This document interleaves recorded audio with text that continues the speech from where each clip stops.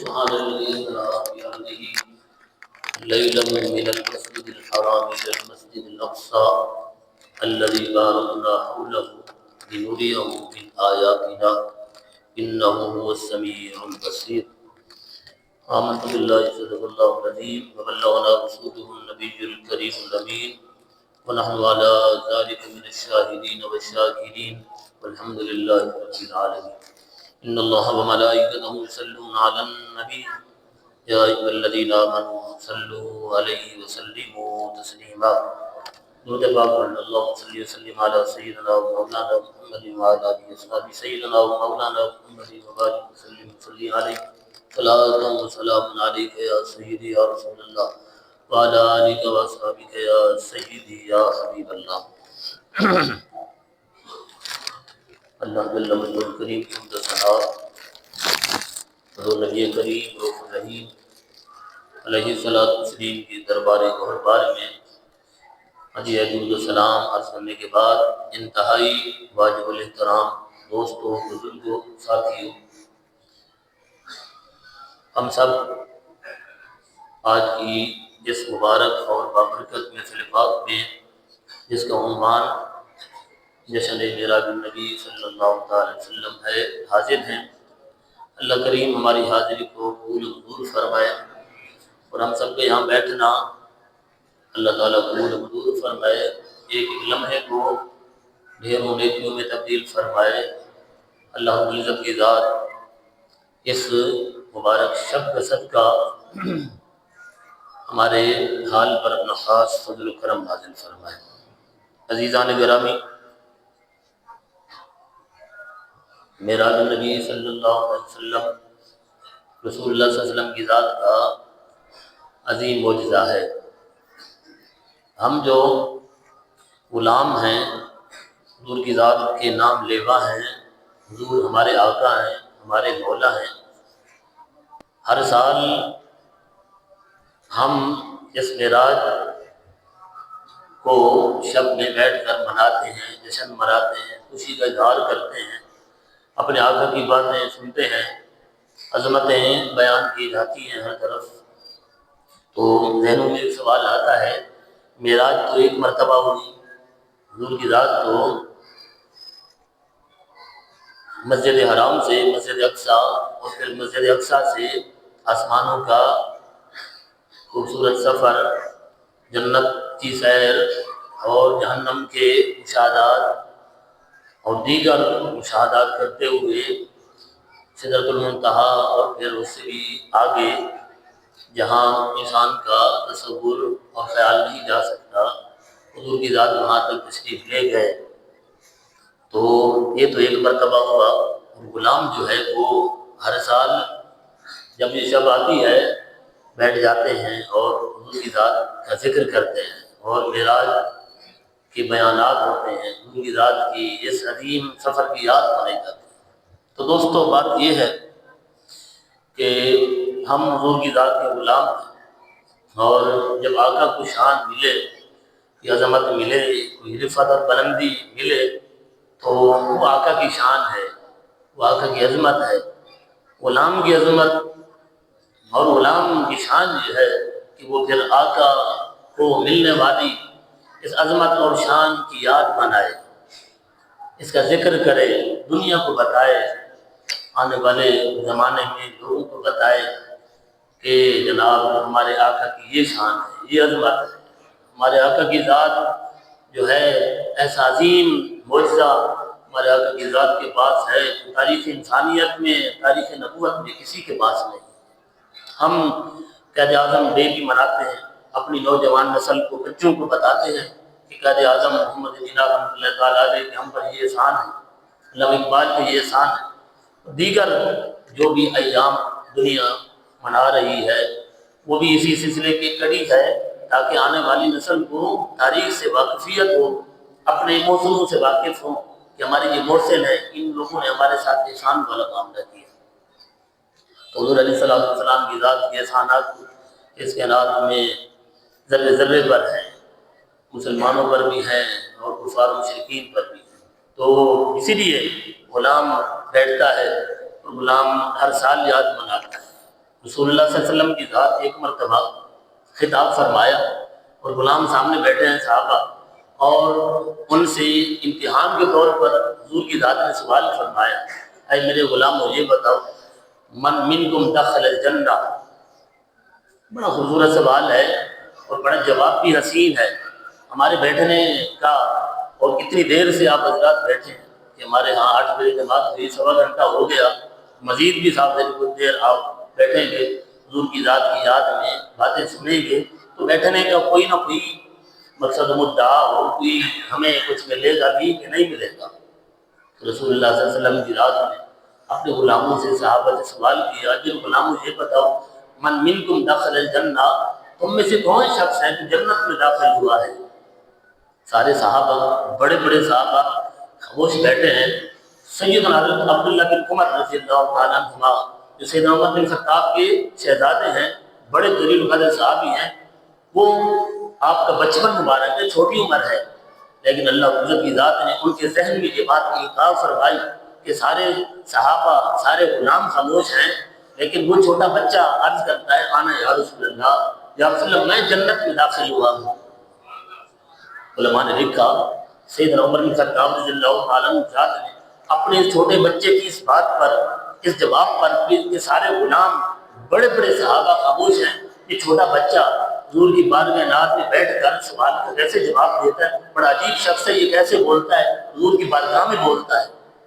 تو عمر بن خطاب نے اپنی انگلیوں کو اپنے دانتوں میں دبایا اور بڑے تعجب کا اظہار کیا، یہ کیسا بچہ ہے، عجیب شخص ہے، حضور کی بارگاہ میں بولتا ہے، سوال کا جواب دیتا ہے۔ میرے آقا نے پھر ایک اور سوال کیا، اے میرے غلام مجھے بتاؤ من منکم شرب من ماء الجنہ، تم میں سے کون سا شخص ہے جس نے جنت کی نہروں سے حسین پانی پیا ہو؟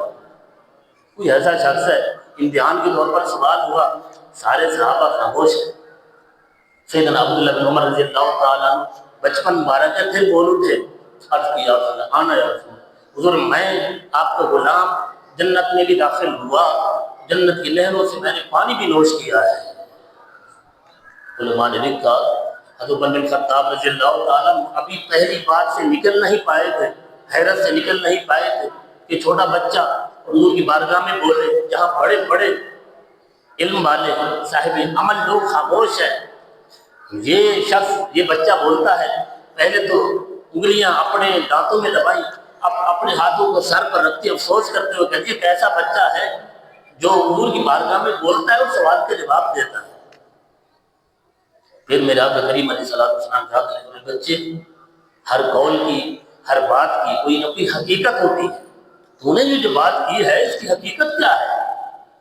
تو جنت میں بھی داخل ہو گیا، جنت کی نہروں سے پانی بھی پیا ہے، کیسے ہو گیا؟ عرض کی یا رسول اللہ صلی اللہ علیہ وسلم، آپ ہمارے آقا ہیں، آپ ہمارے مولا ہیں، حضور آپ شب معراج اللہ عزت کی ذات کی عنایات کے ساتھ، فضل کے ساتھ آپ جنت کی سیر کرتے ہوئے آپ جنت میں داخل ہوئے کہ نہیں ہوئے؟ دخلت الجنت بدخولک ایہا لیلۃ المعراج، حضور جس رات آپ جنت میں داخل ہوئے، آپ ہیں ہمارے آقا، آپ ہیں ہمارے مولا، ہم ہیں آپ کے غلام، جو شان، جو عظمت، جو رفعت اور بلندی آقا کو ملے گی، غلام بھی پیچھے پیچھے ساتھ ہوگا، اسے بھی اللہ رب العزت کی ذات آقا کی نسبت سے غلام کو بھی نواز دے گا۔ حضور جس رات آپ معراج کی شب خرامہ خرامہ چلتے ہوئے، اور جب جناب آسمانوں کو سجا دیا گیا ہے اور ملائکہ صفے باندھ کر آپ کے استقبال کے لیے اپنی آنکھوں کو بچھائے ہوئے ہیں، آپ جنت میں داخل ہوئے کہ نہیں ہوئے؟ حضور جب آقا ہیں آپ ہمارے مولا ہیں، ہمارا سب کچھ آپ کی وجہ سے ہے، ہمیں جو عظمتیں، شانیں، رفعتیں، بلندیاں ملی اور جس کو ملے گی آپ کے سبب سے ملے گی، یا رسول اللہ جب آپ داخل ہوئے تو غلام بھی داخل ہو گئے کہ نہیں ہو گئے؟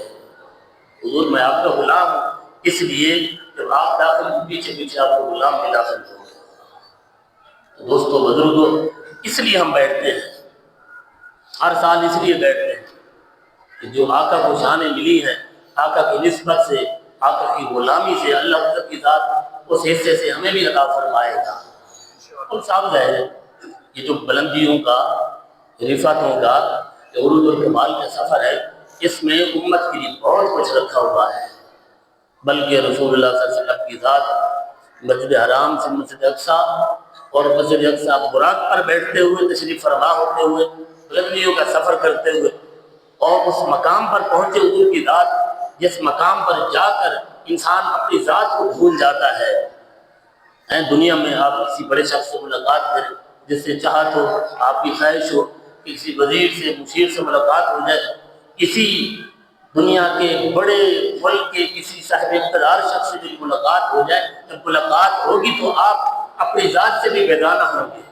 یہ جائے کہ آپ زمانے کی جناب سوچوں میں پڑے ہوں، آپ کسی اور کے متعلق بات کریں، آپ اپنی ذات سے بیگانہ ہوں گے۔ لیکن رسول اللہ صلی اللہ علیہ وسلم کی ذات کا کمال یہ ہے، حضور کی ذات عالم اللامکان میں تشریف لے گئے، اور جہاں انسان کا تصور و تخیل نہیں جا سکتا، جہاں کوئی بھی نہیں ہے، جہاں کوئی بھی یک میں بدل گئی، اور کعبہ قوسین سے بھی اور آگے کا مقام اور ادنا کا مقام ہے، جو دو تیر اور کمان آپس میں جڑتے ہیں، اس سے بھی اگلا مقام ہے، جہاں انسان اپنی ذات سے غافل ہو جاتا ہے۔ حضور کی ذات نے وہاں جا کر بھی اپنی امت کو یاد رکھا ہے۔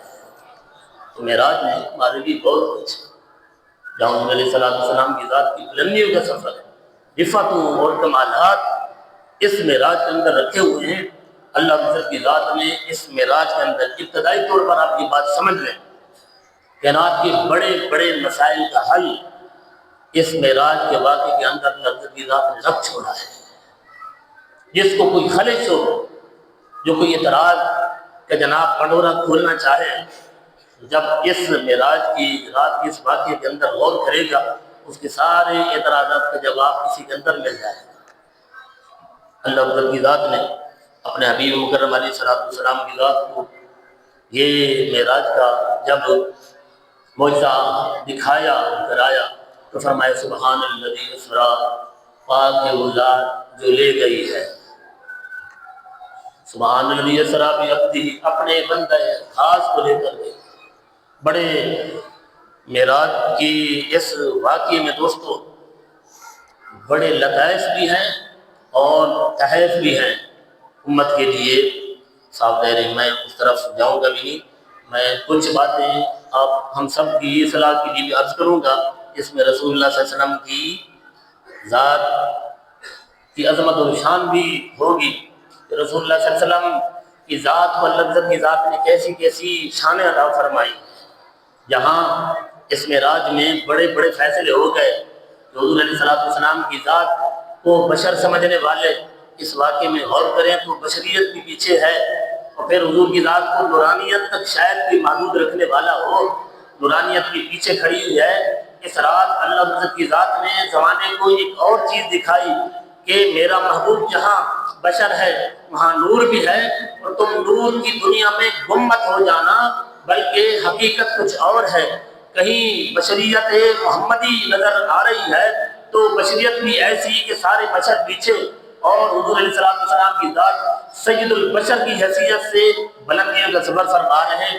عالم بشریت پورا بشر کا عالم نیچے رہ گیا ہے، پھر نورانیت کا سفر شروع ہوا۔ حضور علیہ السلام کی ذات ایک نور کے ساتھ، جبریل امین علیہ السلام کی ذات نور ہے، پوری مخلوق کے سردار ہیں، نورانی مخلوق کے ساتھ سفر فرما رہے ہیں۔ اور پھر ایک ایسا مقام آیا جہاں سے پوری مخلوق نہیں بلکہ نورانی مخلوق کے سردار سیدنا جبریل امین علیہ السلام کی ذات بھی اپنے تمام وجاہت کے ساتھ، اپنی تمام تر شان و شوکت و عظمتوں کے ساتھ ایک جگہ پر رک گئے ہیں۔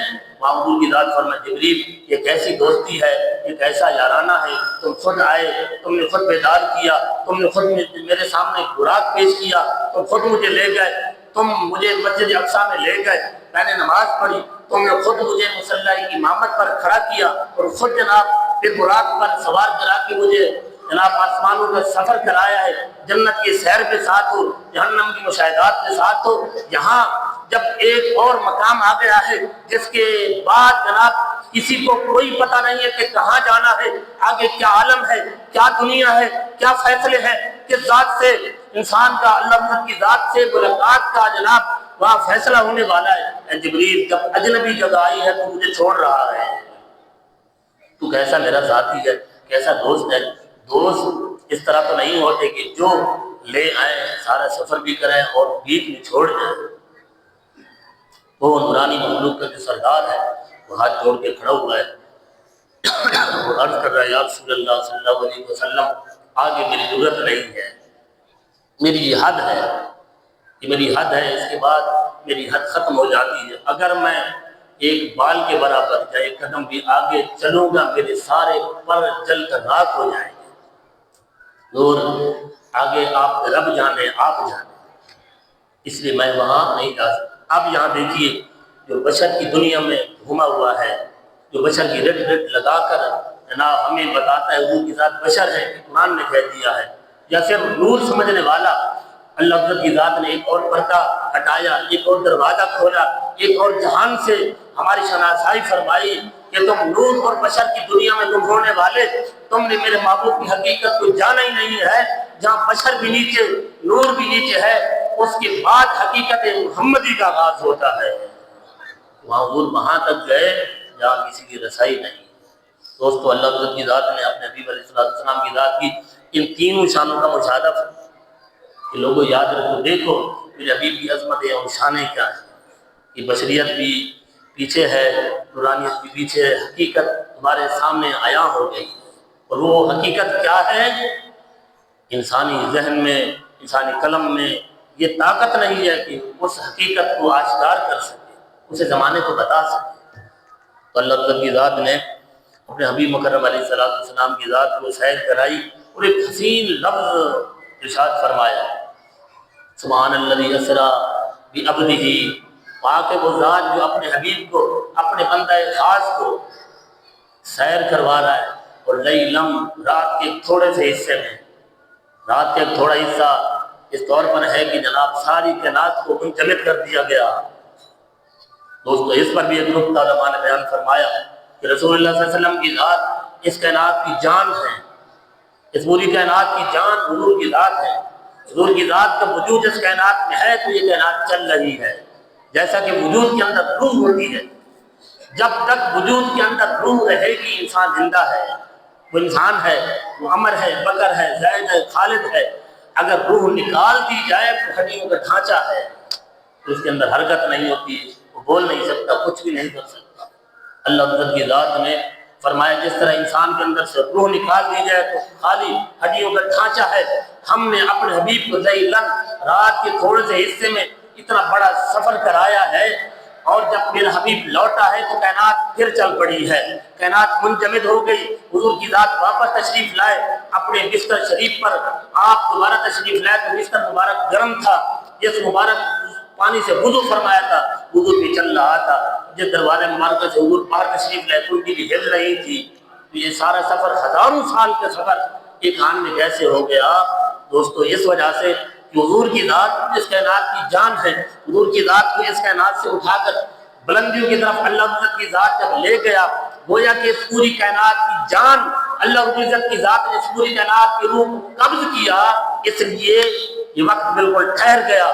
جس طرح ایک زندہ انسان کے اندر سے روح نکال دی جائے تو انسان ٹھہر جاتا ہے اور جناب وہاں رک جاتا ہے، اس کا کوئی سلسلہ بھی آگے نہیں بڑھ پاتا۔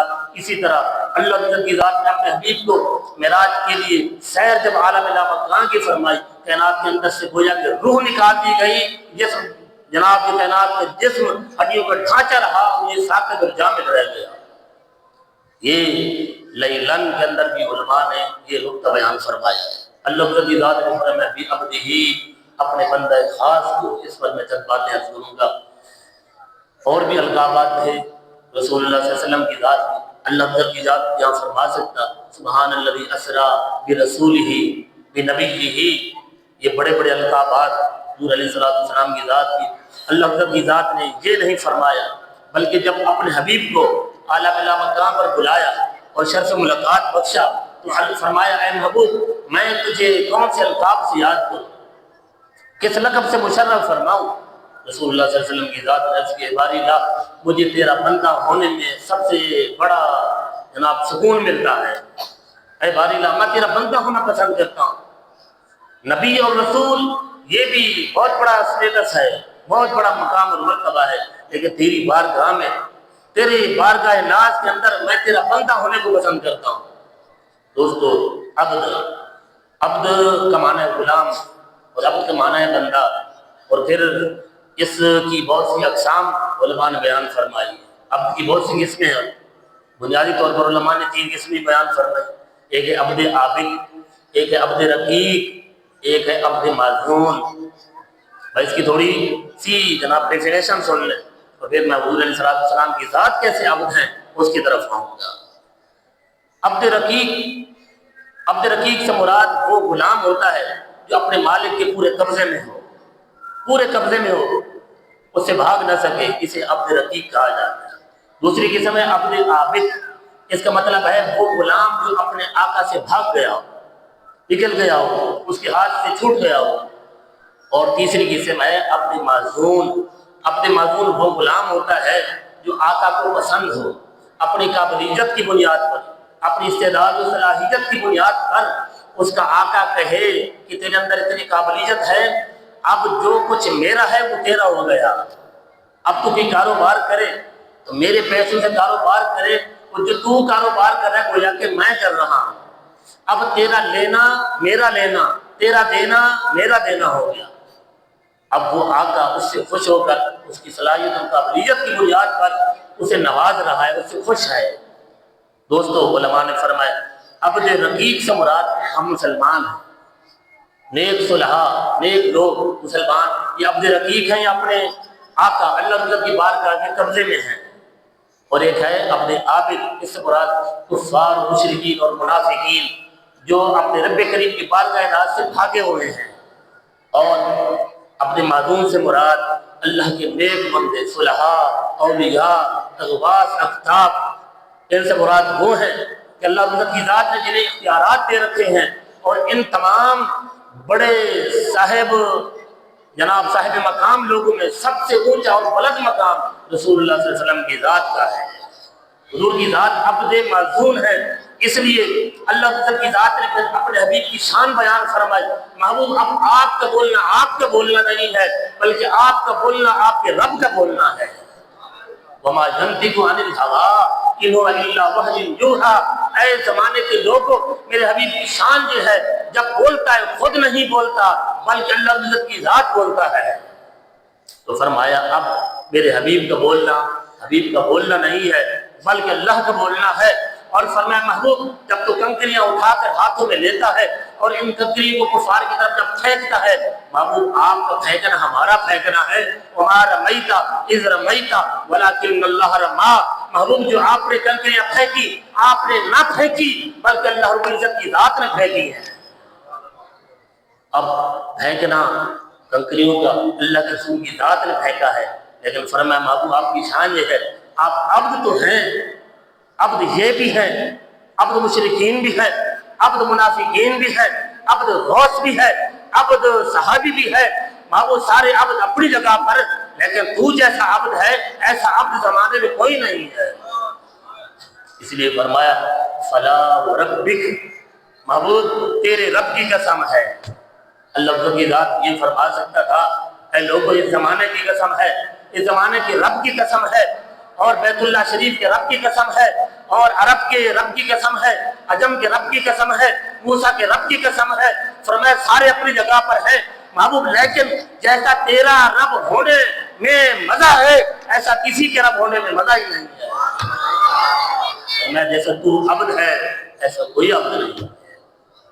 اور فرمایا ان الذین یبایعونک انما یبایعون اللہ ید اللہ فوق ایدیہم۔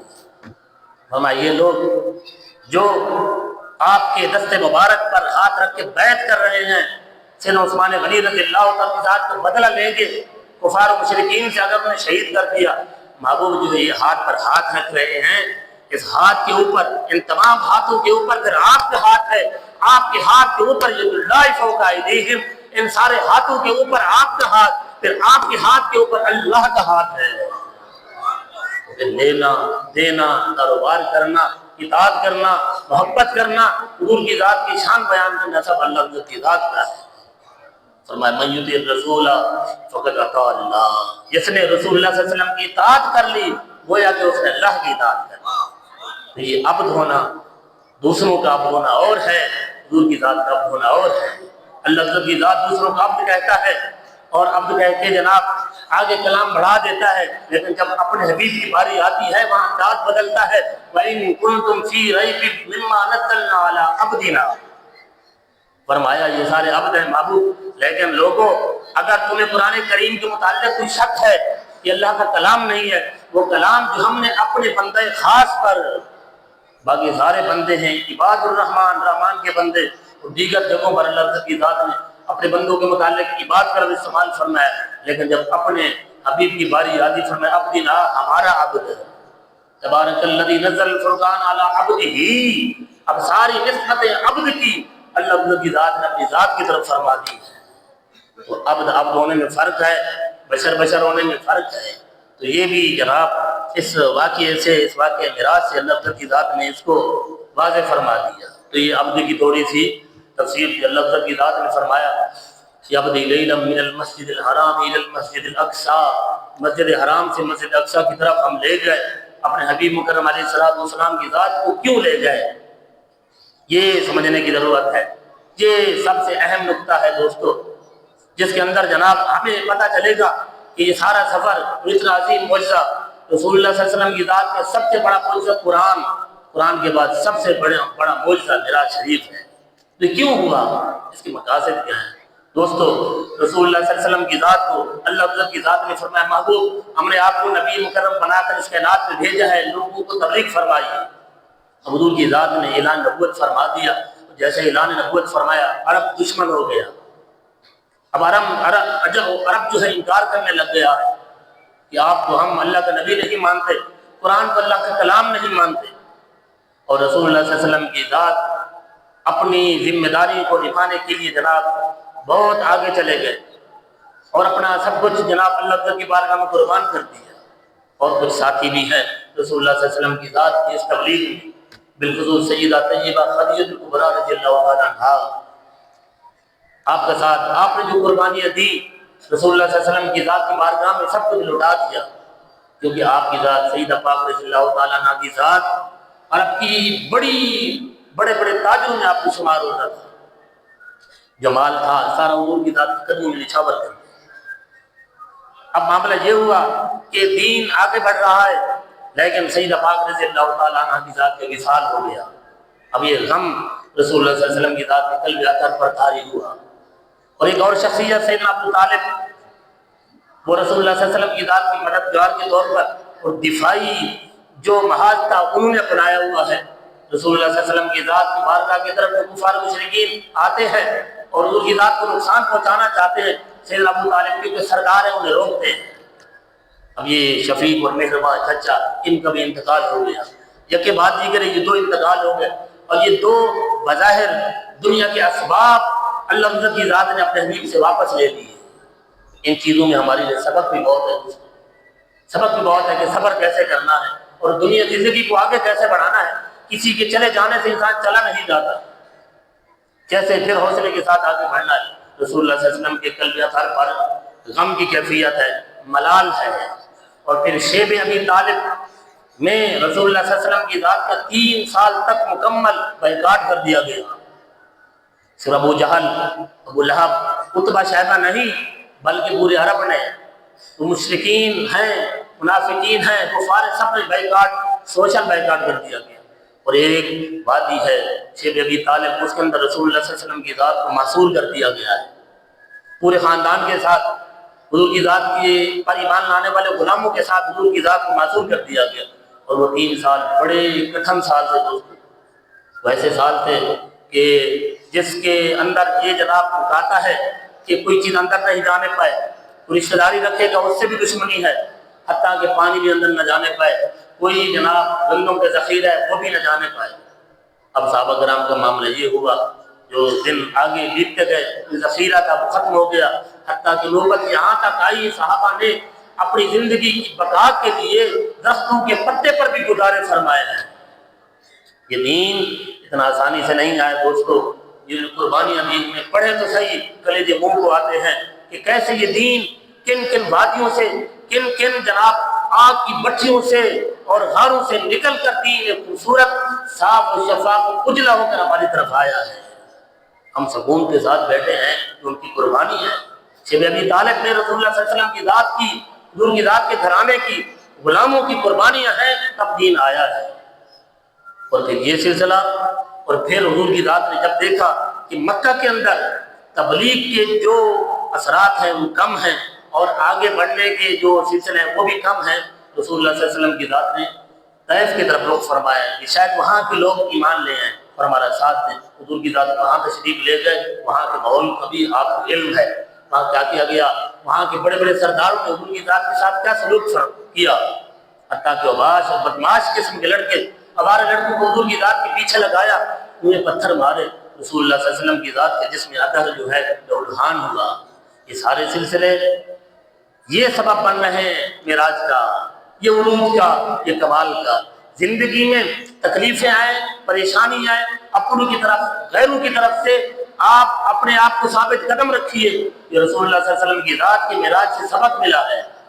آپ دین کا کام کرتے ہیں اور اچھائی کے راستے پر چل رہے ہیں، آپ نمازی ہیں، آپ حاجی ہیں، آپ قاضی ہیں، کوئی بھی ہے، اگر کوئی آپ کے سامنے آ کر آپ کے دین کو روکنا چاہتا ہے اور آپ پر کوئی باتیں کرنا چاہتا ہے، آپ پریشان نہ ہو، بلکہ اپنے رب کریم کی ذات کی طرف لو لگا کے رکھیں۔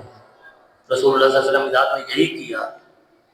اب یہ سلسلہ اتنا بڑا، اور پھر ایک اور سلسلہ ہو دوستو، وہی نازل ہوتی، اللہ کا کلام نازل ہوتا، اپنے رب کریم کی باتیں آتی، ادھر سے پیغام جاتے، اللہ اس کے رسول کی ذات کا یہ جو راز و نیاز کی باتیں ہیں یہ ہوتی تو دل خوش ہوتا، سارے غم بھول جاتے، ساری کلفتیں دور ہو جاتی، ساری پریشانیاں دور ہو جاتی تھی۔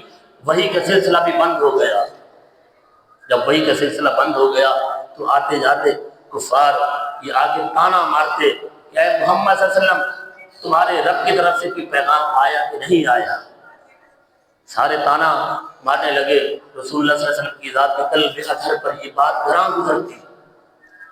سلسلہ تھوڑا طویل جب ہوا اور ایک عورت وہاں سے گزری، رسول اللہ صلی اللہ علیہ وسلم کی ذات کو دیکھا، صحن مکہ میں تشریف فرما ہے اور حزن و ملال کی کیفیت ہے۔ اس نے تانا مارتے ہوئے کہا، دیکھا یہ محمد صلی اللہ علیہ وسلم بیٹھا ہے، معاذ اللہ اسے اس کے رب نے چھوڑ دیا ہے، یہ اکیلا رہ گیا ہے، معاذ اللہ ثم معاذ اللہ۔ یہ بات رسول اللہ صلی اللہ علیہ وسلم کی ذات کی قلب اطہر کو مزید دکھ دے گئی۔ حضور علیہ السلام کی ذات نے اپنے رب کریم کی ذات کی طرف لو لگائی۔ یہ سلسلے سارے کچھ ہوئے۔ شیب ابی طالب کے 3 سال اور ان 2 بڑی شخصیات کا انتقال، حضور کی ذات نے اس پورے سال کو عام الحزن، غم کا سال فرمایا۔ غم کا سال یعنی غم کا سال ہے، اس سے مراد یہ نہیں ہے پورا سال غم میں بیٹھے رہو، غم کا سال، کیونکہ بڑی شخصیات پھر طائف کے لوگوں کا یہ جناب سلوک اور پھر وحی کا منقطع ہونا، یہ سارے سلسلے جب جمع ہو گئے اور حزن و ملال اپنے عروج پر پہنچا، اللہ کی ذات نے فرمایا اے جبریل آپ میرے محبوب کی طرف جاؤ اور جا کے پوچھو محبوب یہ حزن، یہ ملال، یہ غم کی کیفیت کیوں ہے؟ محبوب آپ کیوں پریشان ہیں؟ آپ کیا چاہتے ہیں؟ ایک سبب یہ بھی بنا رسول اللہ صلی اللہ علیہ وسلم کی ذات کو عروج و کمال کی طرف لے جانے کا۔ آقا کریم علیہ السلام کی ذات نے جبریل تم نے آنے میں بہت دیر لگائی ہے، تم پہلے آتے تھے تیری میری ملاقات ہوتی تھی، میرے دل کو ڈھارس ہوتی تھی، اب تو نے آنے میں دیر لگائی۔ عرض کی یا رسول اللہ آپ کو جتنا اشتیاق ہے، جتنا شوق آپ کو مجھ سے ملنے کا ہے، یا رسول اللہ مجھے آپ سے زیادہ آپ کی زیارت و ملاقات کا زیادہ شوق ہے۔ اور محبوب غم نہ کرے، ایک اور سبب بھی ہے، رسول اللہ صلی اللہ علیہ وسلم کی ذات اپنی اس امت کے لیے بھی پریشان تھے۔ ہمیں اس امت کے متعلق رسول اللہ صلی اللہ علیہ وسلم کی ذات کو دکھایا گیا، جبل ابی قبیس پہاڑ پر حضور کی ذات کو تشریف لے جا کر کھڑا کیا گیا۔ حضور کی ذات نے اپنے غلاموں کو دیکھا، اپنی امت کو دیکھا، ہر قسم کے لوگ گنہگار بھی تھے، پریشان بھی تھے، مصیبت میں گھرے ہوئے لوگ بھی تھے۔ رسول اللہ صلی اللہ علیہ وسلم کی ذات کو یہ بات بھی غم دے گئی۔ اللہ حضرت کی ذات نے فرمایا جبریل جاؤ میرے محبوب کی بارگاہ میں یہ میرا سلام بھی پیش کرو اور یہ کہو یا رسول اللہ صلی اللہ علیہ وسلم اللہ عزت کی ذات آپ کی ملاقات کا مشتاق ہے، آپ کو عالم لا مکان کی طرف بلا رہا ہے۔ پھر یہ سلسلہ یہ دکھوں اور پریشانیوں کے بعد یہ آسانیوں کا سفر شروع ہو گیا، پھر ایک حسین سفر اور اتنی بلندیاں۔ میں نے عرض کی نا، میں نے نماز کے بعد عرض کیا، حضور کی ذات نے اتنی صحبتیں اور مشکلات اٹھائیں اور اپنے یہاں عبد ہونے کی انتہا جب کی، اللہ حضرت کی ذات نے بھی اپنی نوازشوں کی انتہا فرما دی۔ حضور علیہ السلام کی ذات کا یہ سفر جب مسجد اقصیٰ کی طرف جناب شروع ہوا، وہاں مسجد اقصیٰ شریف میں رسول اللہ صلی اللہ علیہ وسلم کی ذات نے انبیاء کی امامت کی اور امامت کے بعد پھر خطابات ہوئے۔ یہ جو خطابات آج کی رات ہو رہے ہیں مساجد میں ہر طرف نعت خوانی ہو رہی ہے اور محفل سجی ہوئی ہے، یہ اس رات کی یاد ہے۔ سننے والے انبیاء ہیں، سنانے والے بھی انبیاء ہیں، اور صدارتی خطبہ رسول اللہ صلی اللہ علیہ وسلم کی ذات کا ہے۔ میرے آقا کی ذات نے اپنی سواری وہاں باندھی جہاں انبیاء کی سواریاں بندھی ہوئی ہیں، اور پھر حضور کی ذات لائے 2 رکعت نماز نفل پہلے ادا فرمائے۔ حضور کی ذات کی سنت ہے جو لوگ نمازی ہیں مسئلہ سمجھتے جائیں، جب بھی مسجد شریف میں آئے وضو کر کے تہجد الوضو پڑھیں، بہت بڑا جو ثواب ہے، رسول اللہ صلی اللہ علیہ وسلم کی ذات کی سنت ہے۔ پھر حضور کی ذات تشریف فرما ہے، سیدنا جبریل امین علیہ السلام کی ذات نے آپ کا دست مبارک پکڑ کر مصلی امامت پر کھڑا کر دیا اور رہتی دنیا تک بتا دیا اب ساری کائنات پر امامت رسول اللہ صلی اللہ علیہ وسلم کی ذات کی ہے۔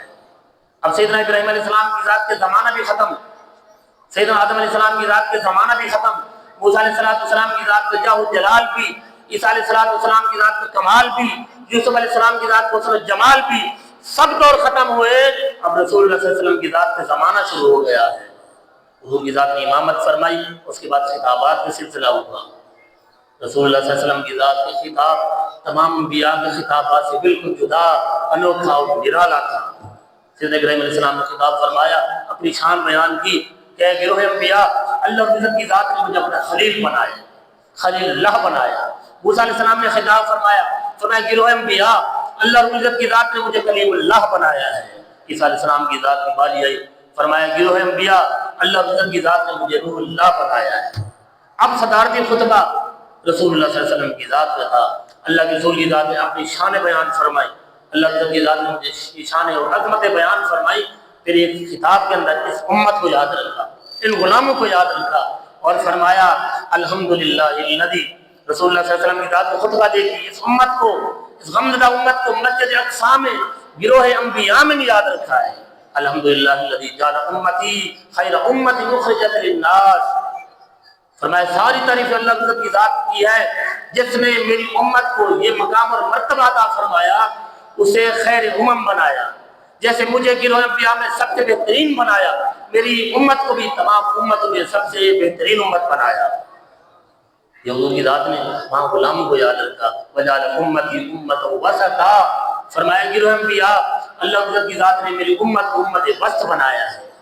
فرمایا وجعل امتی هم الاولون وهم الاخرون، اللہ کی ذات نے میری امت کو اول بھی بنایا، آخر بھی بنایا۔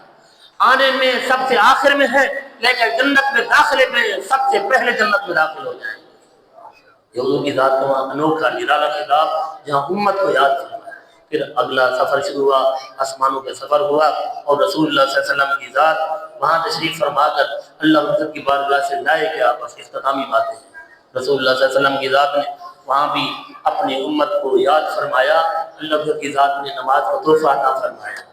محبوب آپ کی معراج یہ ہے عالم اللہ مکان کی طرف ہے، عالم اللہ مکان عروج اور کمال اور بلندیوں کی طرف، آپ بلندیوں کی طرف آ کر آپ کی معراج ہے، آپ کی امتی کی اپنے سر کو جھکانے میں معراج ہے۔ اس نے اپنے سر کو جھکا دیا، اس کی دنیا بھی عروج اور کمال کی طرف چلی گئی اور آخرت بھی عروج اور کمال کی طرف چلی گئی۔ دوستو، نماز عظیم اور بہترین تحفہ ہے، جس نے اس کو پکڑ لیا اس نے سب کچھ حاصل کر لیا۔ جس کے پاس نماز نہیں ہے اس کے پاس کچھ بھی نہیں ہے، جتنی مال و دولت ہے، کر و فر ہے، اقتدار ہے، سب کچھ ہے، لیکن نماز نہیں ہے، کچھ بھی نہیں۔ نماز دین میں ایسے ہے جیسے اس وجود کے اوپر سر رکھا ہوا ہے، سر نہیں ہے تو وجود بیکار ہے۔ جس دین میں نماز نہیں ہے وہ دین بھی نہیں ہے۔ رسول اللہ صلی اللہ علیہ وسلم کی ذات نے اپنے غلاموں کو نماز کی کیفیت بتائی، فرمایا نماز میں تمہارے لیے معراج ہے۔ تو پھر صحابہ کی نمازیں بھی نمازیں تھی دوستوں۔ پھر صحابہ کا معاملہ یہ تھا، جابر بن عبداللہ رضی اللہ عنہ فرماتے ہیں ایک سفر سے ہم لوٹے، تھکاوٹ تھی، رسول اللہ صلی اللہ علیہ وسلم کی ذات نے فرمایا اپنے غلاموں کو کون ہے جو پہرا دے گا اور یہاں کھڑا ہو کر ہمارا خیال رکھے گا، پورا گروہ سوئے گا اور کچھ لوگ ہمارا پہرا دیں گے۔ دو صحابی مہاجر اور انصاری دونوں کھڑے ہو گئے، عرض کیا رسول اللہ ہم کریں گے۔ انصاری صحابی نے عرض کی اپنے مہاجر بھائی کو آپ سو جائیں، آرام کریں اور میں جناب کھڑے ہو کر پہرا دیتا ہوں۔ اور وہ صحابی رسول کھڑے ہوئے، ایک جناب چوٹی پر، ٹیلے کی بلندی پر کھڑے ہو کر انہوں نے نماز کے لیے ہاتھ کو جناب کانوں تک لے جا کر نیت مان کر نماز شروع کر دی، اور سامنے ٹیلے پر موجود کفار تھے۔ یہ صحابی رسول نماز میں ہے، نماز کے ذوق دیکھیے، نماز کی اہمیت دیکھیے اور نماز کی لذت دیکھیے۔ یہ معراج کا فلسفہ صحابہ نے سمجھا ہے۔ آپ نماز کے لیے کھڑے، اچانک یہ تیر ان کے جسم میں آ کر پیوست ہو گیا، لیکن صحابی رسول نے نماز نہ توڑی۔ پھر دوسرا تیر، کئی تیر لگے، جب ان کو احساس ہوا کہ شاید اب میری جان ہی چلی جائے گی، پھر انہوں نے مہاجر صحابی کو اٹھایا، اٹھیے اور دیکھیے کہ دشمن حملہ آور ہونے والا ہے۔ وہ صحابی نے عرض کی، اے اللہ کے بندے، تو نے مجھے پہلے کیوں نہیں جگایا؟ پہلے بیدار کرتا تاکہ میں تیرے دفاع کرتا، تجھے بچاتا۔ انہوں نے کہا خدا کی قسم، اگر مجھے اس بات کا علم ہوتا کہ میں جناب نماز میں ہوں اور میری نماز اگر میں توڑ کر رسول اللہ صلی اللہ علیہ وسلم کی ذات کو بچا لوں تو میں پھر نماز توڑ دیتا۔ مجھے خدشہ ہوا کہ اب میرے وجود پر اتنے تیر ہیں، میری جان ہی چلی جائے گی، کہیں ایسا نہ ہو رسول اللہ صلی اللہ علیہ وسلم کی ذات کو کوئی تکلیف پہنچے، کوئی نقصان پہنچے۔ اگر مجھے یہ خوف نہ ہوتا تو میں ہمیشہ نماز میں ہی رہتا۔ کہا کیوں؟ کہا اس لیے کہ نماز کے اندر لذت ہی اتنی رکھی گئی ہے، اتنی عظیم لذت ہے کہ میں اس سے باہر آنے کو تیار نہیں تھا۔ کہا کیسی لذت ہے؟ کہا تمہیں پتہ نہیں ہے، سیدنا موسیٰ علیہ السلام نے اللہ عزت کی بارگاہ میں عرض کیا، باری اللہ میں تجھے دیکھنا چاہتا ہوں۔ ایک تجلی ہوئی، 70,000 پردے کے پیچھے اللہ رب العزت کی ذات نے انہیں دیدار کرایا، لیکن جب حضور کی ذات کا غلام نماز کے لیے کھڑا ہوتا ہے، اللہ رب العزت کی ذات 70,000 کے 70,000 پردے اٹھا دیتا ہے۔ اور فرماتے ہیں، اے میرے محبوب غلام، میرے محبوب غلام، تو نماز میں کھڑا ہو، آج میرے جلوہ کا دیدار کر لے۔ نماز اتنی بڑی دولت۔ ایک صحابی رسول نماز پڑھ اپنے بہترین باغ میں کھڑے ہو کر نماز پڑھ رہے ہیں، اور نماز کے دوران ہی ایک خوبصورت اور حسین چڑیا، چھوٹی سی معصوم چڑیا آئی، کبھی اس ٹہنی پر، کبھی اس ٹہنی پر، کبھی اس ٹہنی پر بیٹھتی ہے۔ ان کی توجہ اس طرف چلی گئی اور نگاہ پڑی تو اتنی حسین پرندہ دل میں آیا کہ اتنا حسین مخلوق اللہ رب کی ذات کی، کیسی عجیب مخلوق اللہ رب کی ذات نے پیدا فرمائی۔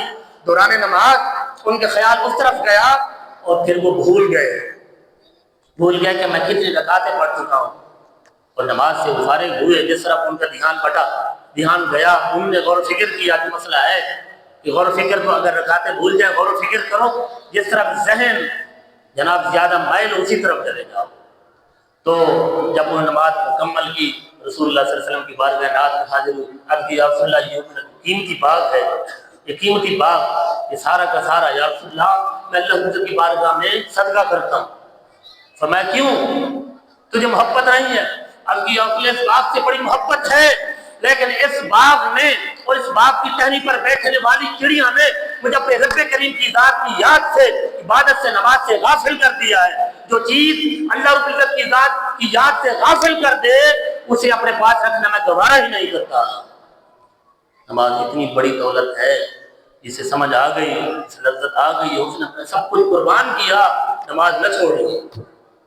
اور ہم نماز چھوڑتے ہیں، جتنا تاکید نماز کی ہے ہم اتنے زیادہ غافل ہیں۔ وہ اس لیے یہ تحفہ کہاں سے ہے؟ اللہ کی بارگاہ ناز سے اتنا بڑا تحفہ آیا، ہم اس سے غافل ہیں۔ اگر لذت نے، بہت سے لوگ پریشان ہوتے ہیں اور پریشانی کا حل پتہ نہیں کہاں کا، کس کے دروازے پر ڈھونڈتے ہیں۔ اللہ کے بندے، تیرے تمام مسائل کا حل نماز میں رکھا ہوا ہے، تو آ تو صحیح اپنے جبین نیاز کو اپنے رب کریم کی بارگاہ میں جھکا تو صحیح، پھر دیکھ تیرے ساتھ کیسے کیسے کرشمے ہوتے ہیں۔ وَأَقِیمُوا الصَّلَاةَ وَآتُوا الزَّکَاةَ لَعَلَّکُمْ تُرْحَمُونَ، فرمایا لوگوں نماز پڑھو، زکوٰۃ دو تاکہ تم پر رحم کیا جائے۔ سارے مسائل کا حل نماز کے اندر، اتنا بڑا تحفہ۔ ساری باتیں زمین پر نازل ہوئی، اللہ تعالیٰ کی ذات نے احکامات دیے، لیکن جب نماز کا معاملہ ہے، اللہ تعالیٰ کی ذات نے اپنے حبیب کو عالم لا مقام میں بلا کر یہ تحفہ عطا فرمایا۔ اسے مضبوطی سے پکڑیں، یہ ہے معراج کا سفر۔ رسول اللہ صلی اللہ علیہ وسلم کی ذات نے پھر جب آسمانوں کی سیر فرما کر دوزخ اور جنت کی سیر فرمائی، مشاہدات کیے، تو جہنم سے گزرتے ہوئے حضور کی ذات نے ایک منظر دیکھا، ایک شخص ہے، اس کے ناخن تانبے کے ہیں، اور ان اپنے ہاتھوں کی انگلیوں پر جو ناخن جو تانبے کے ہیں، ان سے اپنی چھاتی کو، اپنے سینے کو، اپنے چہرے کو نوچتا ہے۔ رسول اللہ صلی اللہ علیہ وسلم کہا جبریل یہ کون ہے؟ عرض کی یا رسول اللہ صلی اللہ علیہ وسلم یہ وہ شخص ہے جو آپ کے امتیوں میں سے جو شخص کسی دوسرے مسلمان کی غیبت کرتا ہے، وہ بات جو کسی مسلمان میں ہو اور اس کی پیٹھ کے پیچھے اس کے متعلق بات کی جائے، اس کا عیب ظاہر کیا جائے، مثال کے طور پر کسی کا چھوٹا ہے، کوئی ٹانگ سے معذور ہے، کسی کا کوئی ہاتھ سے معذور ہے، اس کی پیٹھ پیچھے اس کی برائی کی جائے، یہ غیبت ہے جسے مسلمان ناپسند کرتا ہو۔ رسول اللہ صلی اللہ علیہ وسلم کی ذات نے فرمایا وہ شخص اس عذاب پہ مبتلا تھا۔ یہ غیبت دوستو، یہ غیبت صرف یہ نہیں کہ بات جنید بغدادی رحمۃ اللہ تعالیٰ علیہ فرماتے ہیں، میں ایک جنازے میں گیا، ایک شخص کو میں نے دیکھا ہاتھ پھیلا کر لوگوں سے مانگ رہا ہے، ایک شخص کے سامنے ہاتھ پھیلاتا ہے۔ میں نے ذہن میں یہ خیال کیا یہ شخص اپنی حاجت کو کسی ایک شخص کے سامنے کیوں نہیں پیش کرتا تاکہ اس کی حاجت پوری کر دی جائے، ایک سامنے ہاتھ پھیلائے تاکہ حاجت پوری ہو، ایک شخص کے ہاتھ پر کیوں جناب ہاتھ پھیلاتے اس کے سامنے؟ فرماتے ہیں میں لوٹا، جنازہ پڑھ گیا اور گھر میں جا کر اپنے بستر پر سویا، میں عالم خواب میں گیا، نیند کی وادی میں جا میں خواب دیکھ رہا ہوں، کچھ لوگ حبشی میرے سامنے ایک جنازے کو آ کر رکھ دیا اور کہا ہے جنید بغدادی یہ جو لاش پڑی ہے اس کا گوشت کھاؤ، گوشت کھاؤ اس کا۔ میں نے کہا اللہ کے بندے تم عجیب لوگ ہو، ایک مردار اور وہ بھی انسان، مردار کا گوشت کوئی نہیں کھاتا اور ساتھ انسان ہے، میں اس کا گوشت کھاؤں؟ ان حبشیوں نے کہا جنید بغدادی تو وہاں جنازے میں جب شریک ہوا بڑی شوق سے اس کا گوشت کھا رہا تھا، آج تیرے سامنے موجود ہے کہ گوشت کھا۔ فرماتے ہیں میں نے وہی توبہ کی، میں نے عرض کی باری لا آئندہ میں غیبت نہ کروں گا، اور کہا یار میں نے تو خیال کیا تھا، تب یہ بات ذہن میں آئی اور دعا کہ باری لا میں نے خیال کیا تھا، میں نے کسی سے کہا نہیں تھا۔ میں جنید بغدادی دوسرے لوگ بات کریں تو سزا ملتی ہے، تو جنید بغدادی یہ تو خیال بھی کرے، تو تصور بھی کرے، تجھے سزا دی جائے گی، جتنا جس کا مقام بلند ہوتا ہے ویسی سزا اور جزا ہوتی ہے۔ فرماتے ہیں میں نے وہی توبہ کی اور اس توبہ کی مزدوری کا یہ سلسلہ ہوا کہ میرے سامنے سے غلاظ ہٹا دی گئی۔ حضرت امام خواجہ حسن بصری رحمۃ اللہ تعالیٰ نے آپ کو کسی نے کہا حضور فلاں جو علاقے کا شخص ہے آپ کی غیبت کرتا ہے، برائی کرتا ہے، آپ نے فرمایا یار بڑا اچھا انسان ہے، تحفے تحائف کو جناب پیک کیا، خوبصورت تحفے مہنگے تحفے، فرمایا کیا اسے دے دو؟ لوگوں نے کہا کمال کرتے ہیں، وہ غیبت کرے، برائی کرے، آپ کی باتیں زمانے میں مشہور کرے، آپ ریزی کرے، جو آپ کے اندر بات نہیں ہے وہ جناب گھڑ کر لوگوں کو بتائے، آپ تحفے بھیجتے ہیں، کمال کرتے ہیں۔ فرمایا بھائی وہ میرے اوپر احسان کر رہا ہے، تحفے نہ بھیجے تو کیا کروں، کیا احسان؟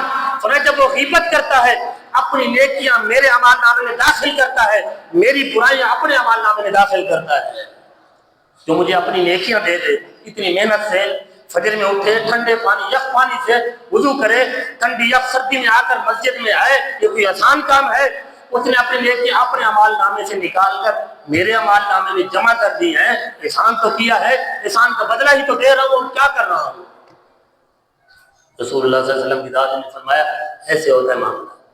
اس لیے معراج کی شب یہ بھی جناب سلسلہ ہے، جب جہنم کی سیر حضور کی ذات نے مشاہدات میں یہ سلسلہ تھا، غیبت یہ عام ہو چکا ہے، جھوٹ فریب مسلمانوں کو نہیں عام ہو چکا ہے۔ رسول اللہ صلی اللہ علیہ وسلم کی ذات نے بڑے مشاہدات، اور کہیں گیا کچھ لوگ آگ کی کینچیوں سے اپنے ہونٹ کاٹ رہے ہیں۔ فرمایا جبریل یہ کون لوگ، یہ ایسا عذاب ان پر کیوں مسلط؟ یا رسول اللہ آپ کے امت کے وہ خطیب ہیں جو بے عمل ہیں، بے عمل خطیب، بے عمل لوگ، اپنے متعلق بہت کچھ سمجھنے والے، بڑی بڑی باتیں کرنے والے، خود عمل نہ کرتے تھے، یہ ان کا انجام ہے۔ تو باتیں اچھی اچھی کر لینا بہت آسان ہے، منبروں پہ آ کر بیٹھ کر باتیں کرنا اور جناب بڑی فصاحت و بلاغت کے ساتھ باتیں کرنا آسان ہے، لوگوں کو نصیحت کرنا آسان ہے، لیکن خود کو بدلنا یہ آسان نہیں ہے۔ گھر میں ہم بڑے ہو کر اپنے بچوں کو سمجھاتے ہمارا اپنا عمل کیسا ہونا چاہیے۔ رسول اللہ صلی اللہ علیہ وسلم کی ذات نے فرمایا یہ میں نے ان لوگوں کا انجام دیکھا جن ہونٹ کاٹے تھا۔ فرمایا میں نے ایک شخص کو دیکھا بہت بڑے پتھر سے اس کے سر کو کچلا جا رہا ہے، فرشتے اس کے سر پر مارتے ہیں، اس کا سر جناب بالکل قیمے کی طرح ختم ہو جاتا ہے، اور جب وہ اس طرح ہو جاتا ہے، اس تکلیف سے گزرتا ہے، پھر ٹوٹ جاتا ہے اور پھر یہ سلسلہ ہوتا ہے۔ میں نے فرمایا جبریل یہ کون ہے؟ عرض کی یا رسول اللہ صلی اللہ علیہ وسلم یہ وہ شخص ہے جو نماز نہیں پڑھتا تھا، جس کا سر اللہ کی بارگاہ میں جھکتا نہیں تھا، یہ اس کا انجام ہے۔ دوستو بزرگوں، ہم علماء سے سنتے رہتے ہیں کہ اس طرح کے انجام حضور کی ذات نے دیکھے، جہنم کی جب جہاں جنت میں سیر فرمائی اور نیکوکاروں کے حسین حسین محلات دیکھے، خوبصورت حسین محلات دیکھے، حضور کی ذات جب وہاں سے گزرے جہنم میں پکارا حضور کی ذات کو، جب وہ دیکھے جہنم نے بھی پکارا حضور کی ذات کو، سارے مشاہدات کرائے، یا رسول اللہ یہ وہ لوگ ہیں جو میرے پاس آنے والے ہیں، اپنے غلاموں سے فرمائیے گا ہوشیار رہیں۔ دوستو اس معراج کی اس رات کو حضور علیہ السلام کی ذات کی عروج اور کمال کی رات ہے، ہمیں بدلنا ہے، ہم نے اس معراج سے سبق سیکھنا ہے، باتیں سننا پڑھنا صرف یہ کافی نہیں، خود بدلنا، اپنے بچوں کو بدلنا ہے۔ یہ شب معراج، آگے شب برات کی حسین رات آ رہی ہے، اس کے بعد رمضان مبارک کا حسین اور خوبصورت مہینہ ہمارے درمیان جلوہ گر ہوگا۔ اللہ نے زندگی دی تو ہم وہاں تک پہنچے، تیاری آج سے شروع کریں، اپنے آپ کو بدلیں، گھر کے ماحول بدلیں ہم سب، تبھی اللہ اس کے رسول کی ذات ہم سے خوش ہوگا۔ نماز سے محبت کریں، نماز نہ چھوڑیں، کائنات کے سارے کام ہمارے پاس ہیں، ایک موبائل ہے ساری رات بیٹھ کر آج کا نوجوان گزار دیتا ہے، لیکن فجر کی نماز چھوڑ دیتا ہے۔ مسجدوں کے در و دیوار ہمیں بلاتے ہیں کہ رمضان میں آنے والے، تو رمضان کے بعد کیسا بے وفا نکلا، پھر اگلے سال میں انتظار، اس میں بھی چند دن نہیں، بدلنا ہے، بدل کر لفظ کی مہارت ہمیں جھک جانا ہے۔ اللہ تعالیٰ اس میں قبول حضور فرمائے، آپ نے یہاں بیٹھنا اللہ تعالیٰ قبول حضور فرمائے، ایک ایک لمحے کو خیر و نیکی میں تبدیل فرمائے، آمین۔ واخر دعوانا الحمدللہ رب العالمین۔ صلاۃ و سلام کی دو اشارت، آج کی رات عبادت میں